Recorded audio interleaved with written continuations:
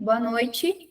Dando continuidade, então, no nosso segundo encontro para falar sobre contratos, a gente vai continuar, né, falando dos contratos no âmbito civil, mas é claro que a gente também vai abordar os contratos no direito do trabalho, certo? Recapitulando, então, é um negócio jurídico que eu preciso de um objeto, precisa de que as partes sejam capazes, né, para adquirir aquele negócio jurídico, além de algumas outras que a gente passou na última aula, beleza? Eu vou, então, começar a pensar aqui.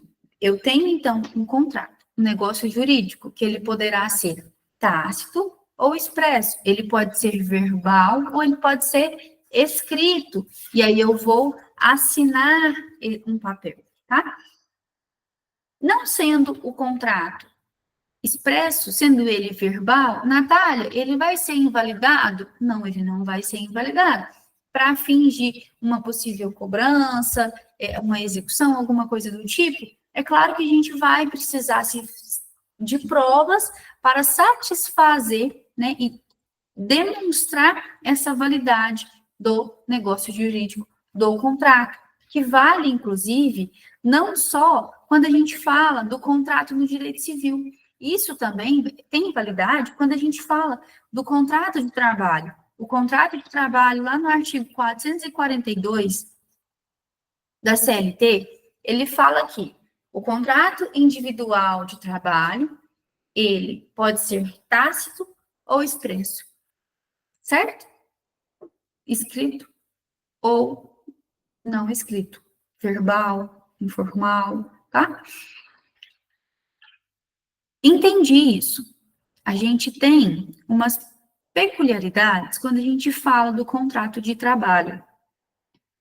O contrato de trabalho, ele já existe uma regra para o período desse contrato de trabalho. Porque quando eu falo do contrato, do negócio jurídico, quando eu penso no direito civil, eu vou estabelecer ali um prazo conforme a necessidade das partes, certo? Por exemplo, eu estou alugando um imóvel, eu vou colocar lá 1 ano, certo? Que é o prazo do contrato.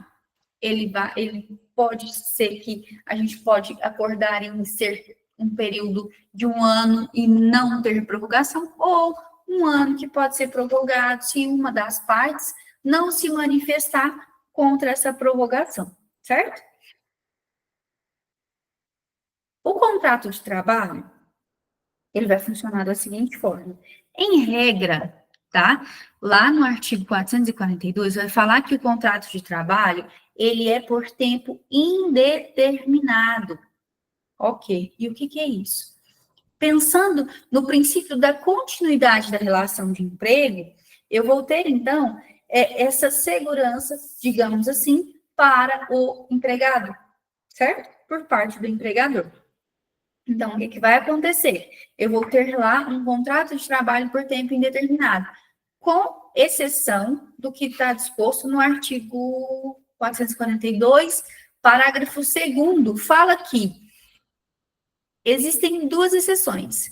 Para os contratos de atividade transitórias, o que é isso? Por exemplo, o contrato de safra, um contrato em que a gente vai precisar da pessoa por um período de 1 ano, um contrato em que, por exemplo, eu estou trabalhando no escritório e vou ser afastada para ir fazer uma pós de 2 anos fora.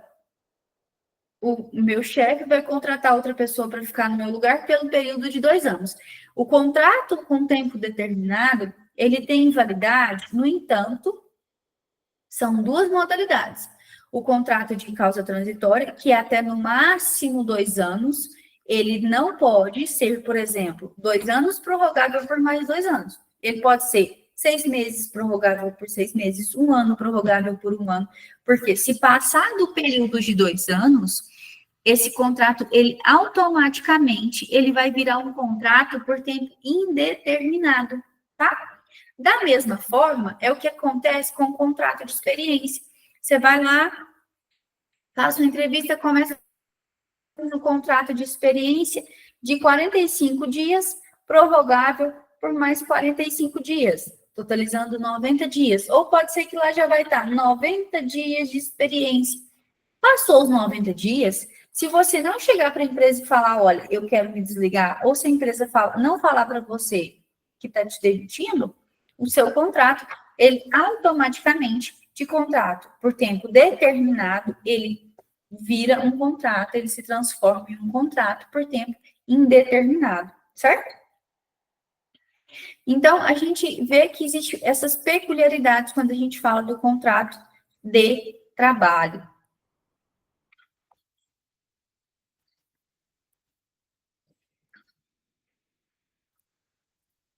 Pensando no contrato de trabalho, a gente vai discorrer sobre a forma de encerramento do contrato de trabalho, certo?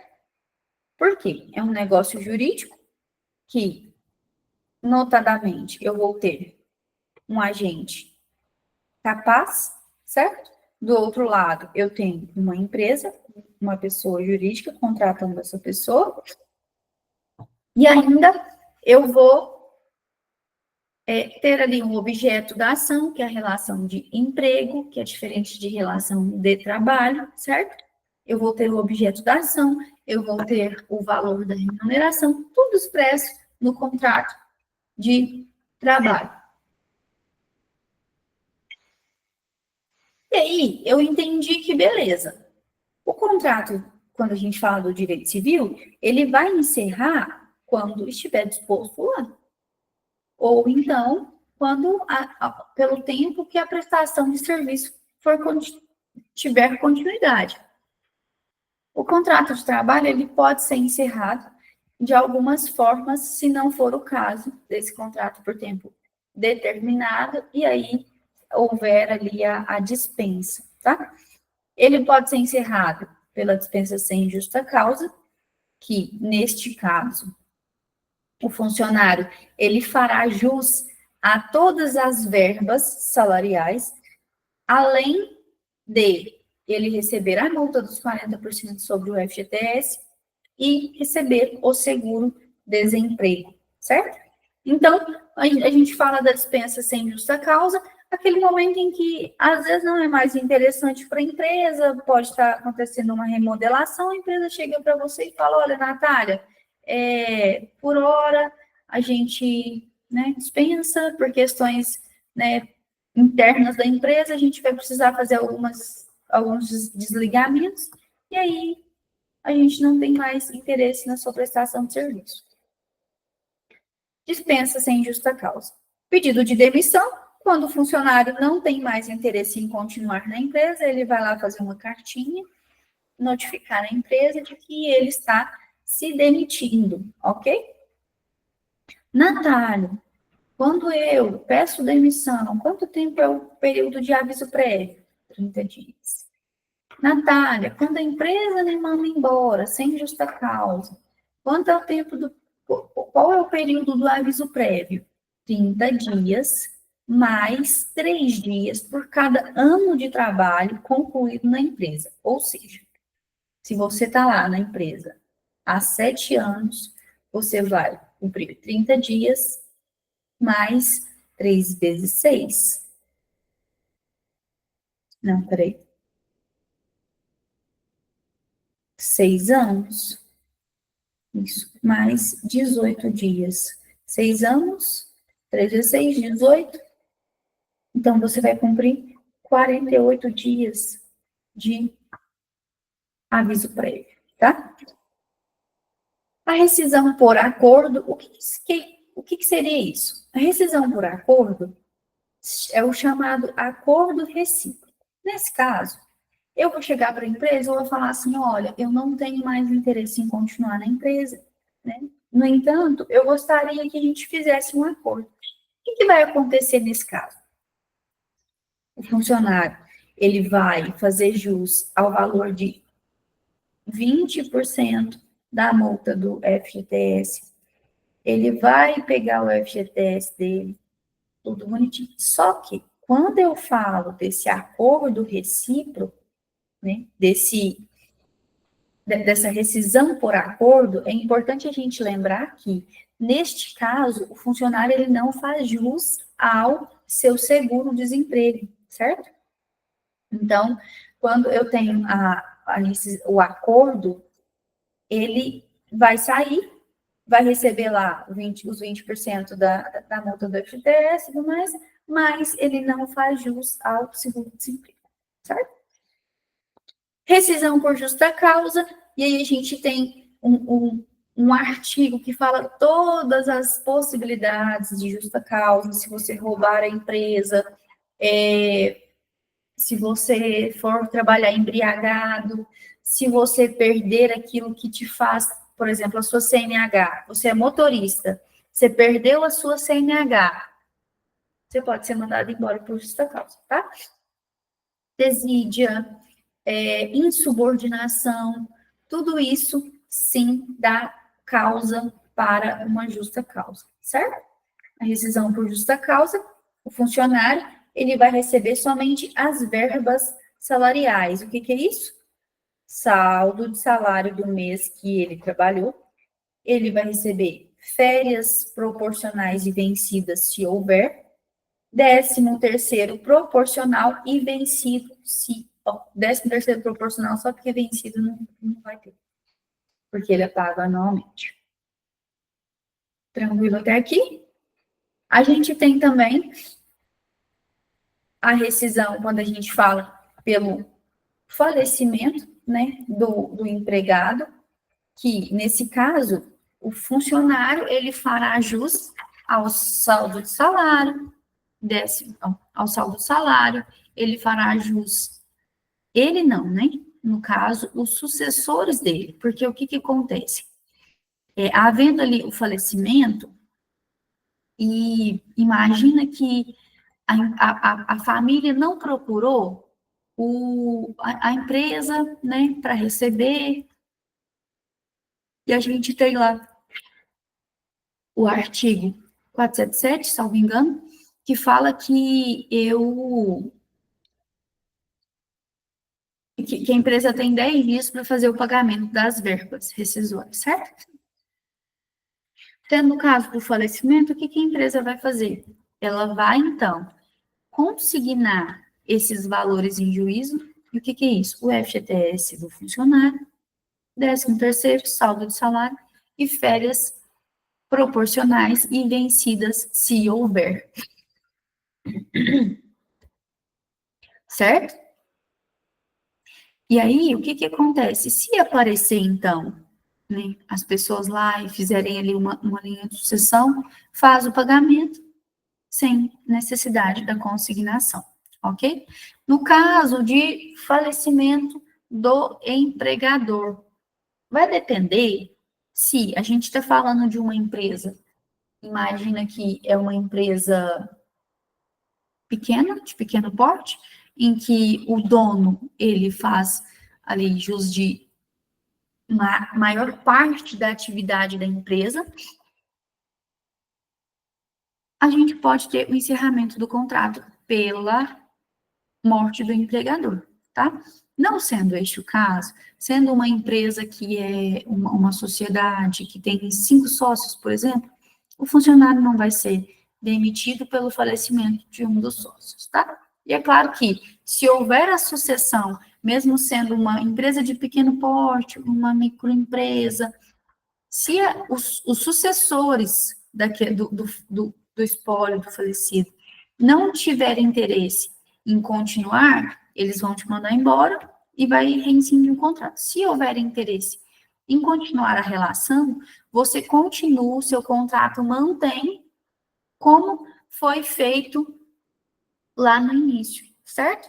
Da mesma forma, se você está trabalhando hoje na empresa X, a empresa X é do Joãozinho, o Joãozinho vai e vende a empresa para o Zeca. O Zeca pode mandar todo mundo embora e recontratar pessoas novas? Ou recontratar todo mundo?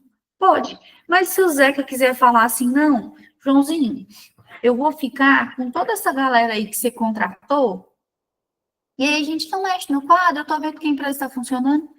Pode, pode. E o seu contrato vai só modificar lá, transferir o nome do Zeca para o lugar do nome do Joãozinho, ok?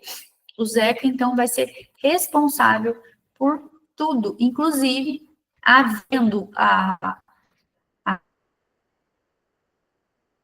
alguma ação contra a empresa, o Zeca, novo proprietário da empresa, ele vai absorver todas essas ações, certo? Dúvidas até aqui? Tem gente aí? Exceção por falecimento, certo? Culpa recíproca. Quando a gente fala da culpa recíproca, o que que acontece? É aquele caso em que deu causa os dois, certo? Não só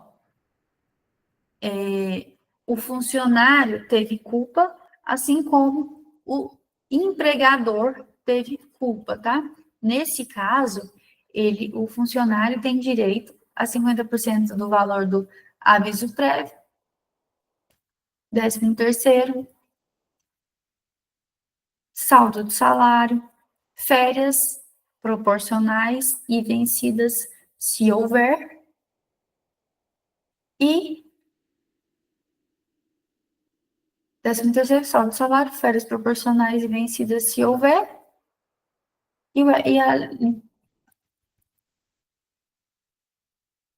isso, 50% do aviso prévio, 13º, férias proporcionais, vencidas se houver, e o saldo de salário, ok?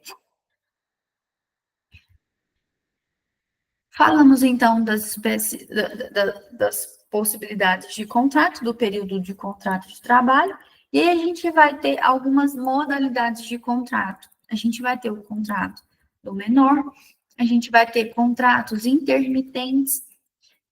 O que que acontece? Quando eu falo do contrato intermitente, o funcionário, ele terá a sua carteira devidamente assinada, certo? Ele vai ter todas as características de funcionário, que é o quê? Pessoalidade, subordinação, e não eventualidade, ou seja, habitualidade, que é o que que caracteriza o funcionário ou não.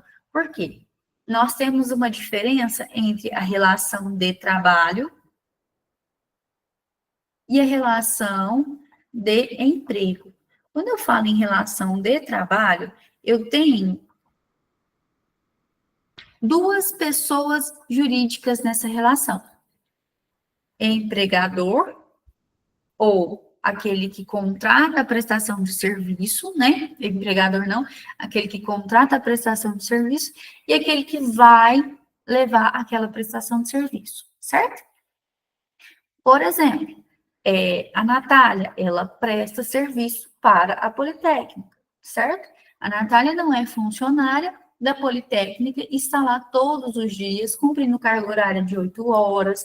A Natália não pode colocar alguém no lugar. A Natália, sendo essa pessoa que cumpre essa carga de 8 horas, não pode colocar alguém no lugar dela. Ela vai ser subordinada. Isso é a pessoa que é CLT, certo? O empregado. O que presta trabalho, que presta serviço, não vai ter essas características. Eu, sendo então essa prestadora de serviço para a Politécnica, se eventualmente, né, eu tiver um problema e às vezes precisar reagendar a nossa aula ou fazer adequações à nossa aula, eu tenho essa flexibilidade.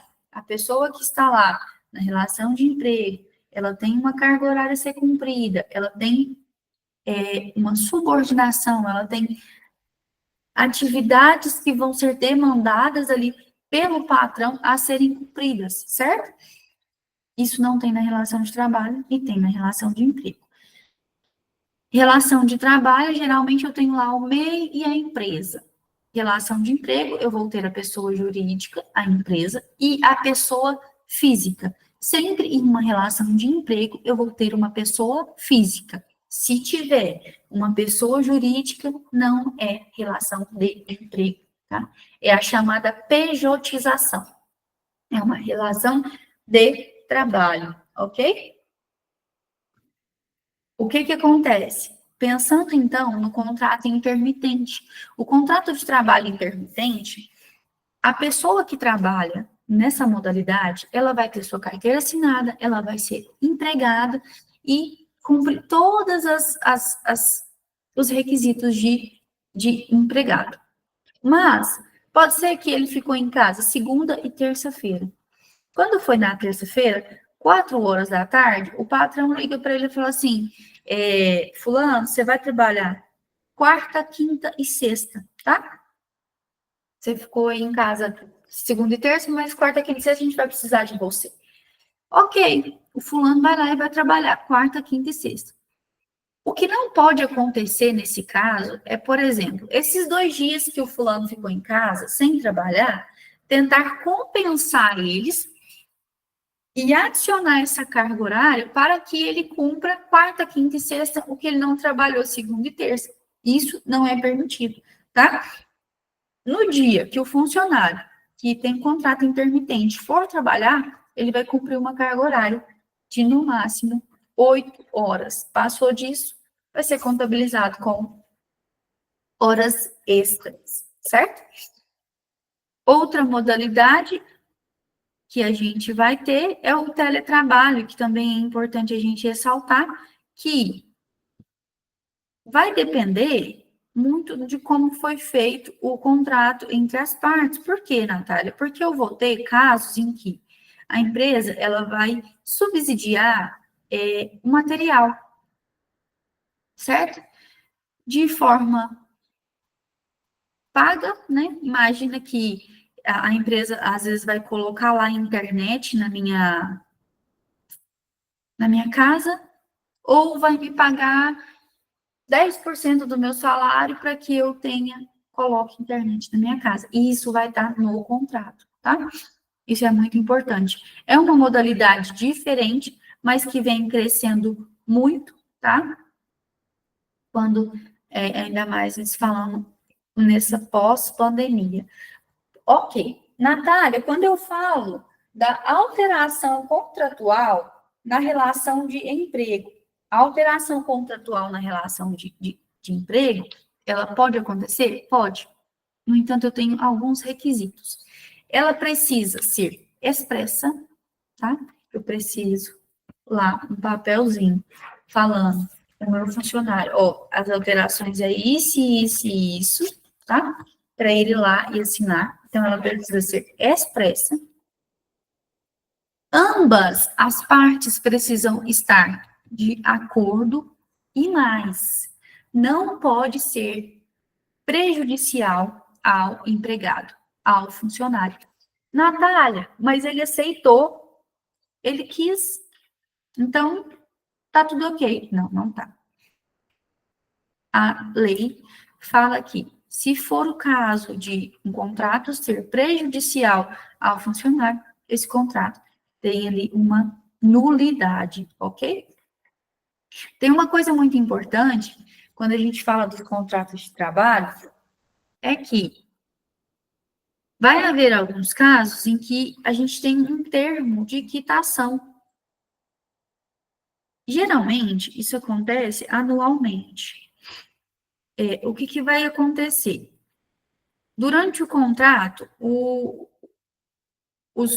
as partes, né, vão ter ali uma documentação que fala, ó, tá tudo ok, até aqui o final do ano de 2024, todas as obrigações foram cumpridas, certo?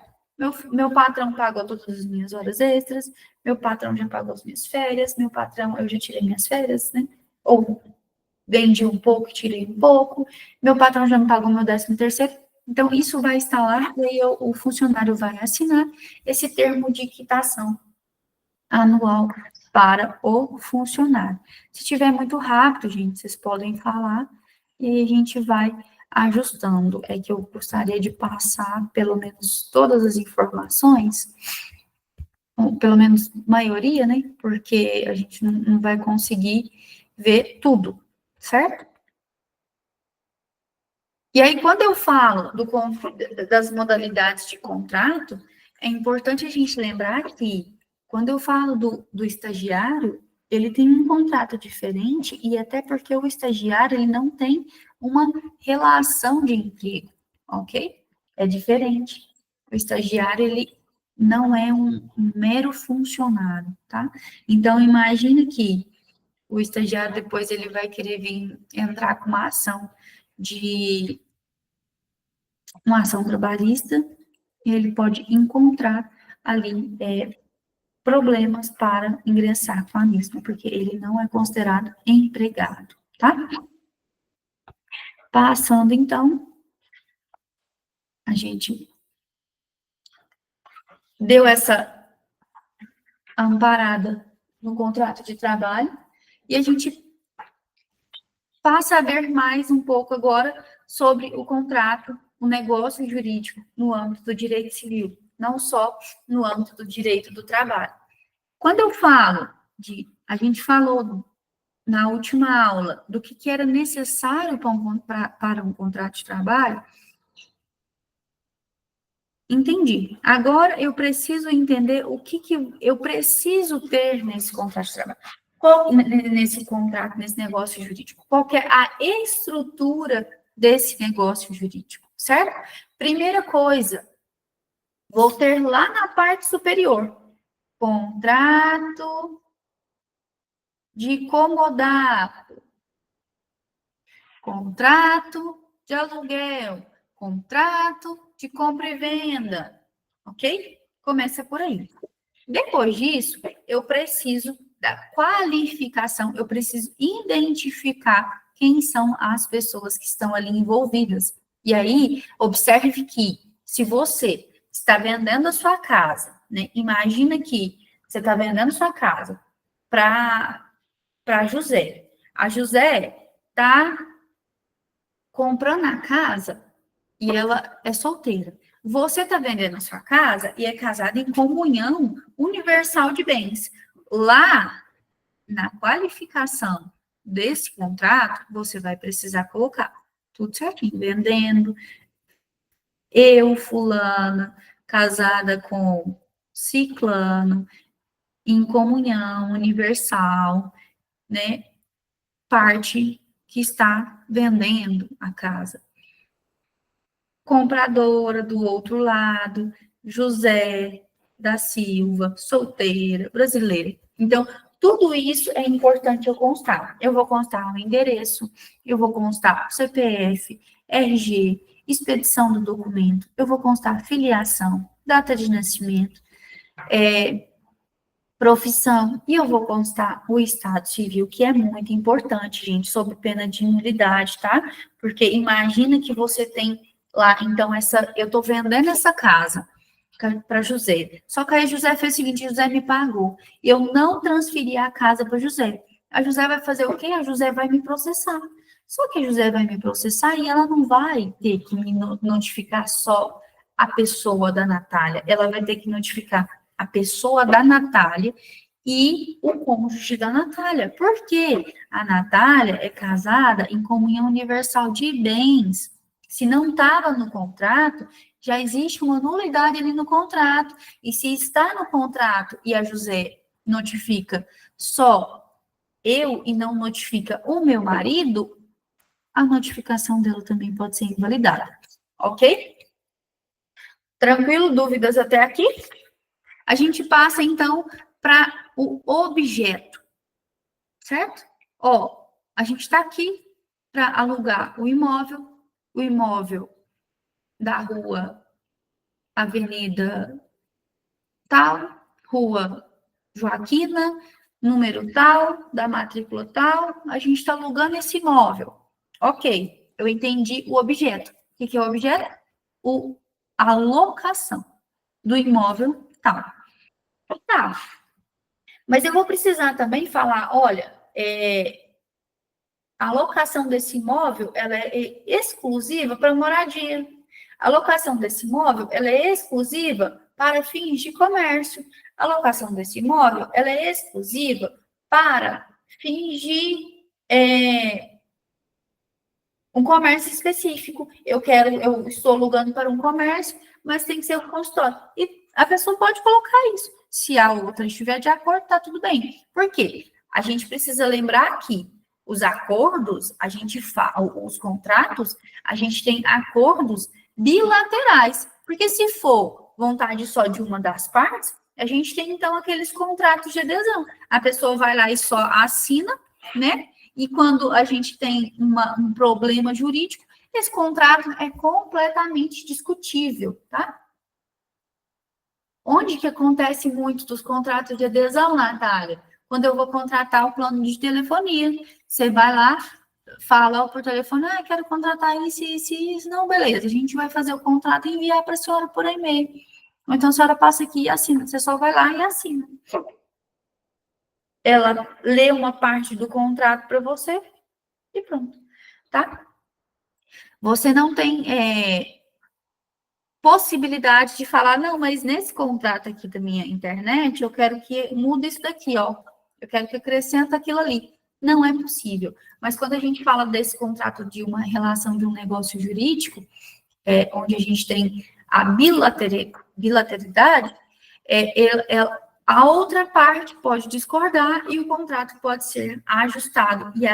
E isso é a intenção, que o contrato esteja atendendo às necessidades de ambas as partes. Então, por isso que eu vou ter ali a explicação da intenção e propósito daquele negócio jurídico, certo? Eu, fulano, ciclano, estamos fazendo um negócio jurídico, aluguel do imóvel tal, na rua tal, para fins exclusivos de moradia, tá? E aí eu vou ter detalhado como que isso vai ser acordado, certo? Te falei qual que é o objeto. Eu vou ter, então, que falar como que isso vai ser pago. Se eu falei que é um imóvel tal, na rua tal, e vai ser para fins de moradia, aí eu vou ter que colocar lá. A remuneração será, o pagamento dos aluguéis serão de R$ 1.000, certo? Eu dou certeza para o título nesse momento. Depois disso, eu vou colocar, então, o prazo para pagamento. Por exemplo, 5º dia útil de cada mês é o dia que eu vou pagar o salário do meu funcionário, tá? Posso pagar no dia 31, no último dia do mês? Posso pagar todo dia 1º? Posso pagar todo dia 3? Pode, mas não pode ultrapassar esse período do 5º dia útil, ok? E aí, o contrato de aluguel vai ser determinado conforme ficar melhor ali entre as partes. O contrato de aluguel o aluguel pode ser pago também no 5º dia útil, como pode ser pago no dia 1º, como pode ser pago acordado pelas partes no dia 30, como pode ser pago no dia 20, como pode ser pago no dia 15, vai depender. E isso precisa estar ali informado no contrato. Vou ter também a duração. Como eu falei para vocês, o contrato de aluguel terá validade de 1 mês, iniciando no dia 1º de novembro de 2011 e vai encerrar no dia 31 de outubro de 2025, de 2011, de 2024, e vai encerrar no dia 31 de outubro de 2025. Então, eu tenho ali o prazo de 1 ano determinado, e vai falar, olha, não havendo, né, manifestação de rescindir o contrato por parte do locatário e da locadora, o contrato vai automaticamente renovar por igual período, tá? Não, mas eu não quero que renova por igual período, Natália. Eu quero que renova para mais 6 meses. Eu vou colocar lá. Não havendo oposição de ambas as partes, o contrato será renovado para o período de 6 meses, ok? E aí, pode haver um reajuste? Sim, e vai constar ali, olha, o reajuste é anual, o contrato vai renovar depois de 1 ano para 6 meses, e aí vai haver esse reajuste, ok? Vão ter, então, também as obrigações Obrigação da locadora. Eu estou locando meu imóvel, qual que é a minha obrigação? Entregar o imóvel em condições, entregar as chaves, fazer junto com o locatário a vistoria do imóvel, certo?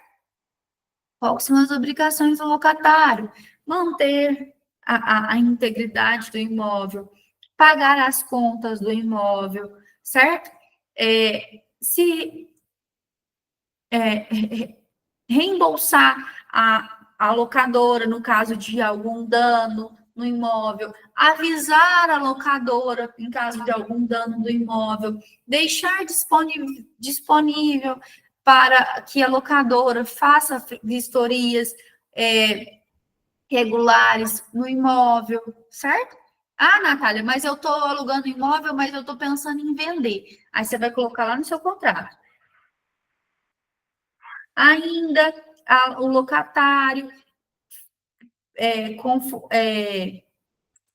com prévia. Como que eu falo?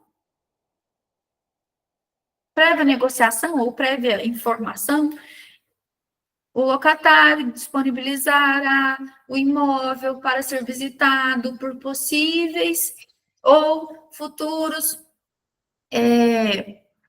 compradores. E é importante também, gente, que se eu estou no imóvel, eu tenho direito a comprar o imóvel que a pessoa está vendendo, eu tenho direito de preferência. Não havendo esse desejo do direito de preferência, eu vou informar lá no contrato também. Abro mão do direito de preferência em caso de alocadora ter interesse em vender o imóvel, tá? Nós vamos ter, então, também cláusulas especiais. Natália, que isso? Onde que a gente vai ter isso? Para que a gente vai ter isso? E em todos os contratos, essas cláusulas, elas vão estar, elas podem existir e elas vão estar no contrato. E o porquê que existe isso? Gente, o direito, ele modifica diariamente, certo? Uma coisa que hoje a gente entende que não precisa de regulamentação, amanhã precisa. Uma coisa que hoje não é crime, amanhã pode ser crime, certo? Então, vai estar sempre em mutação. Aí você imagina aqui, vamos pensar numa cláusula especial aqui. Imagina que eu fiz lá um contrato com a Maria, e aí a Maria passou um certo tempo, teve uma modificação em determinada área, e esse contrato que eu e a Maria fizemos, agora não tem muita validade, tem coisa ali que não tem mais nexo, não faz sentido, certo? Foi invalidado, ou até é um crime, o que a gente tinha acordado ali virou um crime, tá? Faz o quê? Faz nulo, certo? E se eu não colocar lá no contrato que existe ali uma como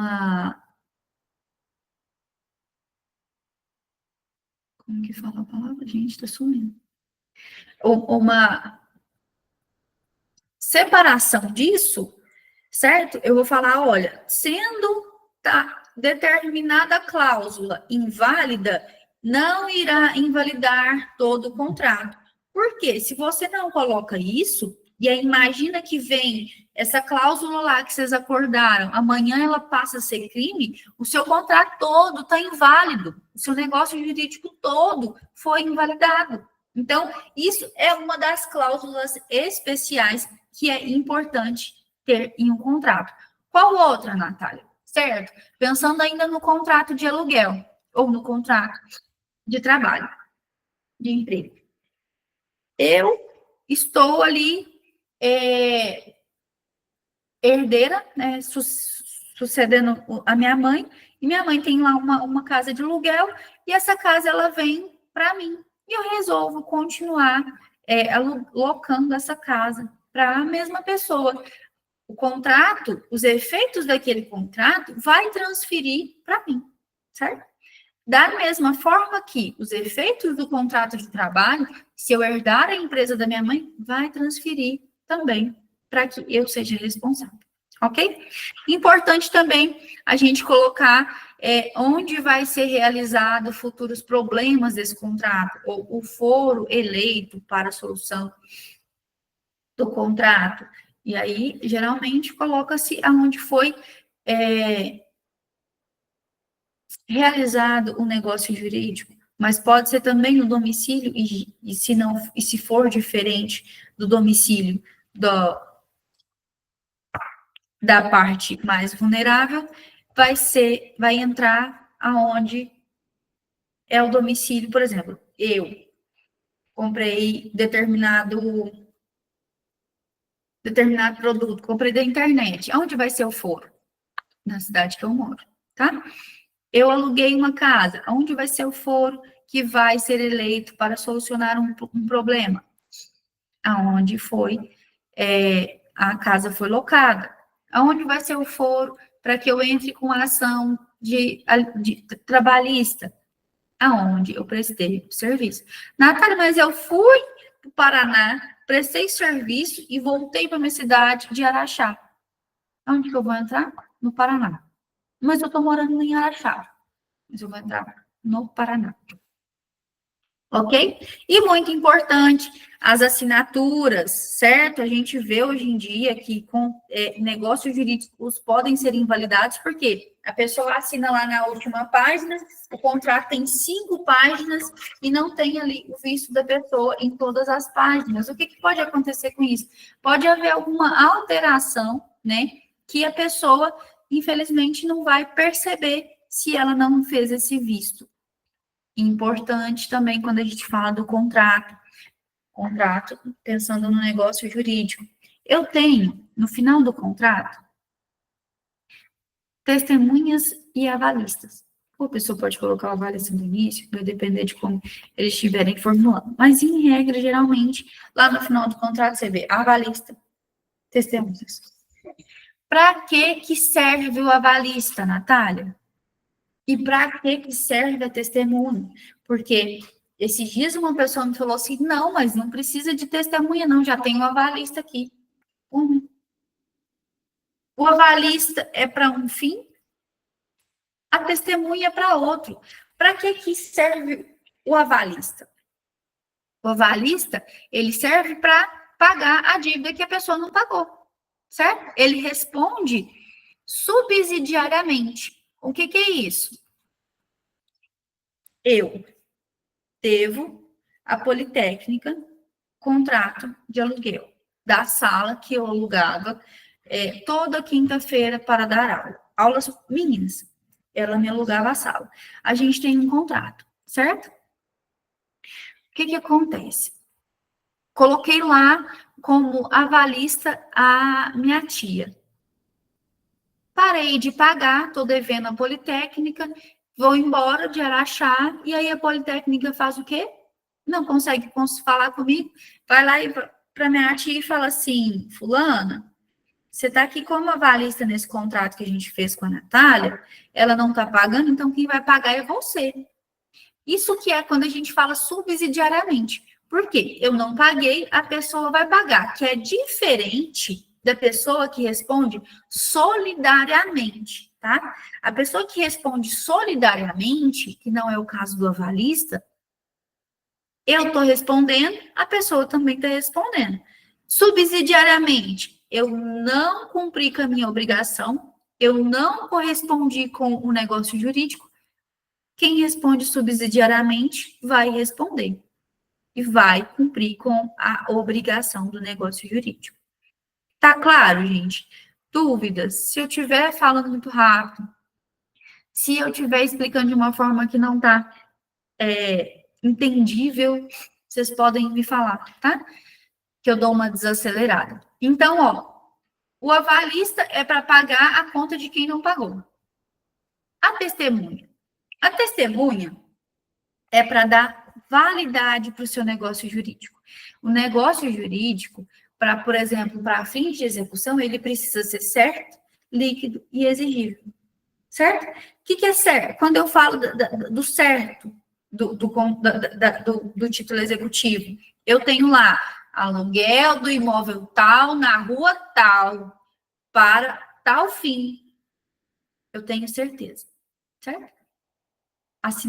Com as assinaturas das pessoas, com a qualificação de quem configura essa relação. Ok. Líquido. Quanto que é esse aluguel? O aluguel será arbitrado em R$ 1.200 mensais. Então, eu tenho o valor desse aluguel. E eu vou ter a multa e tudo mais que vai me trazer esses valores, outros valores além. E tá, Natália, e como que eu conquisto a exigibilidade do negócio jurídico? As duas testemunhas. Faz com que esse contrato ele seja exigível. Tinha alguém ali que era testemunha desse negócio jurídico, que fez esse negócio jurídico ser válido, então eu posso executar. Ah, Natália, mas então se eu não tiver as duas testemunhas, eu não posso executar e nunca mais vou receber da pessoa? Vai. Só que aí a gente entra numa ação diferente. Quando eu tenho um título executivo que existe lá a assinatura das duas testemunhas, pensa no contrato de aluguel, eu já vou entrar com uma execução, a pessoa já vai ser intimada a pagar a dívida. Quando eu não tenho essa demonstração da executividade do título, o que eu tenho que fazer? Eu tenho que entrar com uma ação de cobrança. Eu vou entrar com a ação de cobrança. Aí o juiz vai analisar se é procedente. Isso que eu estou pedindo. Depois, vai marcar a audiência de conciliação. Vai tentar achar a pessoa. Depois que fizer a audiência de conciliação, vai fazer a instrução do processo. Depois, a pessoa começa a pagar. Então, assim, dá muito mais celeridade para o seu negócio jurídico as testemunhas, tá? Então, gente, isso é muito importante, né? E, assim, a gente tem... a gente tem, né, respaldo pela lei quando a gente fala, né, dessas modalidades de ação, ok? Continuando, e aí eu preciso abrir o outro aqui para mim.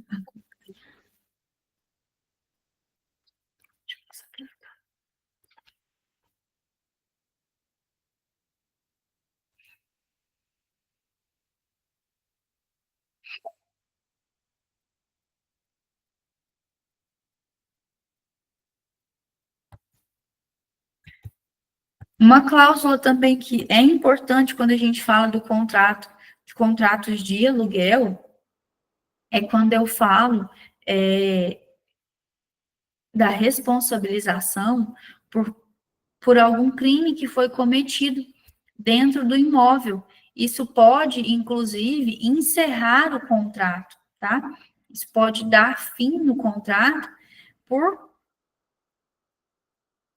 conta, por parte da parte contratante, por exemplo. Eu estou lá com a sala da ABIT, a sala da Politécnica, e eu vou, dentro dessa sala, que eu aluguei para dar aulas, eu tenho vendido droga lá dentro. E é uma prática, assim, rotineira. De repente, descobre que eu estou dentro da sala de aula, lá na Politécnica, na sala que eu aluguei para dar aula, eu estou vendendo droga. O que vai acontecer? Eles vão chegar para mim e falar, olha, seu contrato está encerrado, por rescisão da sua parte. Inclusive, você vai ter que pagar uma multa para a gente. Eu vou falar assim, não, mas eu não quero encerrar o contrato. Eu quero continuar com o contrato. Não, mas a senhora deu causa para encerrar esse contrato. É como a gente pensa no caso do funcionário. O funcionário que vai lá trabalhar embriagado, ele dá causa ao encerramento do contrato. E aí, o que acontece? Ele não vai receber a multa do FGTS, ele não vai receber seguro-desemprego, ele não vai receber aviso prévio, certo? Tudo isso é relevante.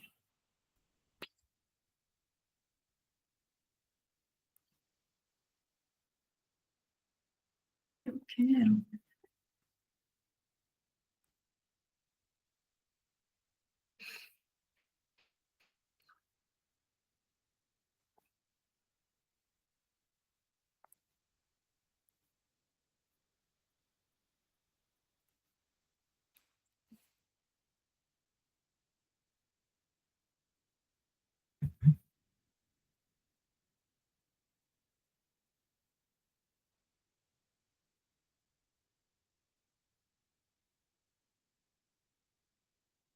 Eu tinha separado um contrato para a gente dar uma olhada, mas eu acho que ele não baixou.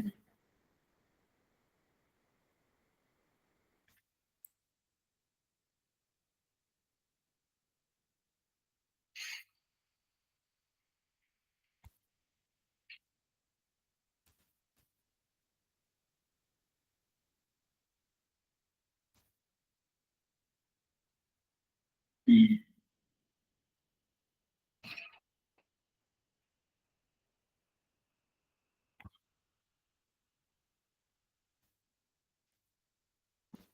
coisa, hein?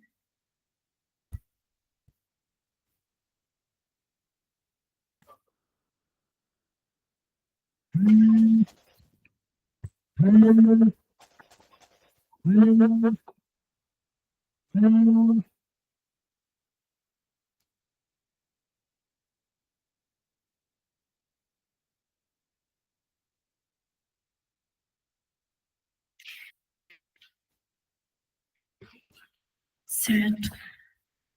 Eu peguei um modelo de um contrato para trazer para vocês, para a gente dar uma olhada e ver um pouco, mas ele não está falando que o arquivo não está disponível.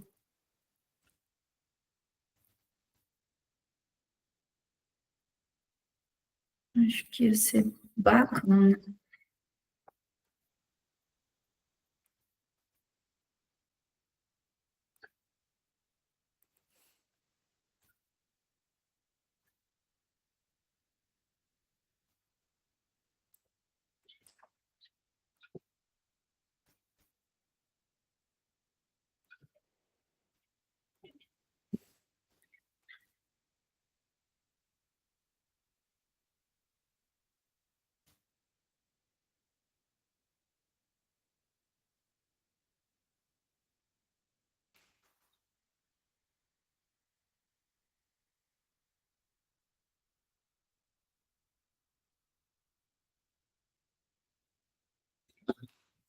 Certo, pessoal. A gente vai caminhando, então, para essa finalização desse segundo encontro. E uma coisa que é muito importante quando a gente pensa, né, de, no contrato de trabalho, no negócio jurídico, que são os contratos, né? Quando a gente fala ali no âmbito do direito civil, o que o direito ele vai sempre observar, né? A boa-fé dos contratantes, certo? Então, isso é muito importante. Subentende-se que, ao fazer ali parte desse contrato, desse negócio jurídico, eu já estou ali de boa fé, entende? E é muito importante a gente lembrar, quando a gente fala do que antecede o contrato de trabalho, o contrato, a negociação, o contrato de trabalho não. A gente fala, por exemplo, a gente falou bastante do contrato de aluguel. Vamos pensar antes do contrato de aluguel. Ou, por exemplo, um contrato de compra e venda, certo? Por quê? Vai existir casos em que a pessoa ela vai ser responsabilizada pelo que vem antes do contrato. Ela não assinou o contrato de compra e venda, ela não fechou a compra, certo? Ou ela não fechou a compra do carro, do aluguel. Só que o que acontece? Ela fez o seguinte, chegou para mim que estava vendendo o meu imóvel de 250 mil e falou assim, Natália, segura esse imóvel aí, porque eu vou te comprar ele, certo? Eu vou te comprar esse imóvel, não precisa mais de você divulgar esse imóvel, porque eu vou te pagar na data tal. Ok, chegou na data tal que o comprador combinou comigo, pediu para que eu tirasse o imóvel das publicações, o comprador simplesmente fala, não, eu não vou comprar não, já comprei outra casa. O que acontece? Nesse momento, a gente tem a promessa de compra e venda, certo? Acontece muito nos casos de corretagem. O que a pessoa faz? Ela vai lá, negocia, fala, não precisa divulgar essa casa mais não, que eu vou vir, vou te comprar ela. E simplesmente depois faz essa promessa de compra, que pode ser comprovada através de mensagem, pode haver ali uma assinatura de um contrato de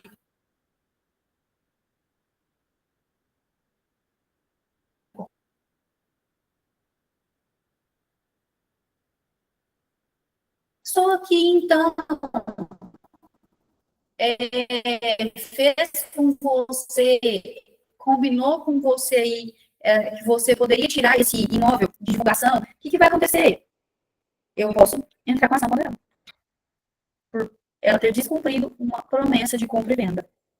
E aí, eu vou precisar, então, de ter uma formalização, prova, um contrato assinado, né? Mensagens devidamente verificadas quanto a essas negociações, ou eu preciso também de testemunhas, né, que demonstrem ali essa responsabilidade que a pessoa assumiu, me fazendo deixar de divulgar o imóvel, perder vendas. E é importante também, gente, que às vezes nesse caso, dependendo da ação, dependendo do dano, você pode entrar com a ação pedindo até lucros cessantes, o que você perdeu e o que você deixou de ganhar, tá? Isso também é muito importante. Mas não quer dizer que toda negociação antes do contrato, a pessoa vai poder processar a outra e pedir ali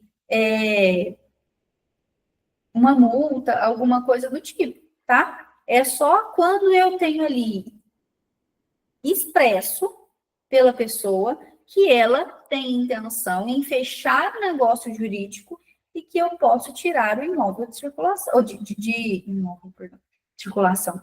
O imóvel, a divulgação do imóvel, certo? Porque o que acontece? Ela já demonstrou ali para mim, para mim claramente que ela tem interesse no negócio jurídico. E por isso que eu falo para vocês que quando eu começo ali a fazer um negócio jurídico, subentende-se que eu já tenho ali uma boa fé. Eu já estou ali de boa fé, certo? Isso também é importante, pessoal. Natália, quando eu encontro esses contratos de adesão, pode ser considerado prática abusiva, tá, gente? Quando eu tenho lá uma cláusula, né? Fiz aqui essa cláusula aqui. Vocês não vão ver na folha, né?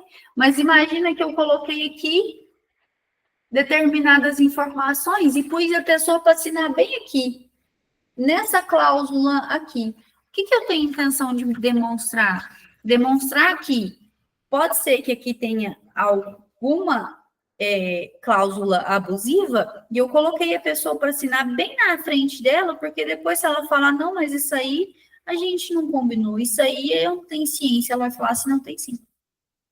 Mas alguns tribunais têm entendido que isso é nulo, tá? Não é lícito, ok? Pessoal, dúvidas até aqui? Eu acho que a gente conseguiu passar, assim, né, muitas informações, e para o próximo a gente venha finalizando o próximo encontro. Eu quero trazer, então, um contrato para a gente dar uma analisada. Quem conseguir trazer um contrato também, né, e a gente dá uma passada ali e ver o que, né, tá bacana ali, o que poderia ser mudado, o que poderia ser diferente, vocês podem trazer para a gente dar uma entrosada também. Eu agradeço vocês por enquanto até aqui.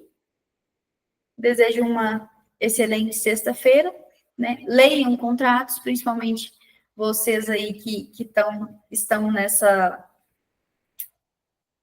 área, né? É importante. Em todas as áreas é importante, né? Todos os momentos a gente está fazendo um negócio jurídico, a gente está contratando, a gente está sendo contratado, então eu preciso ter muita atenção e tomar cuidado para que eu não saia prejudicada, né? Por, às vezes, falta de lei, às vezes, falta de atenção, ou até ingenuidade, ok? Desejo uma excelente noite para todos, muito obrigada pela presença, e até o próximo encontro.